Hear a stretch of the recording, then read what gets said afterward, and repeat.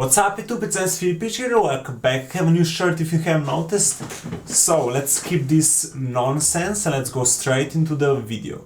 So because I know a lot of things about Adobe After Effects, so that's actually a program obviously from Adobe that gives you ability to create any visual effects, so it's similar like in movies, from tracking, effects and so on. So because I know I'm actually gonna sell now for 50 euros complete tutorial how to use After Effects.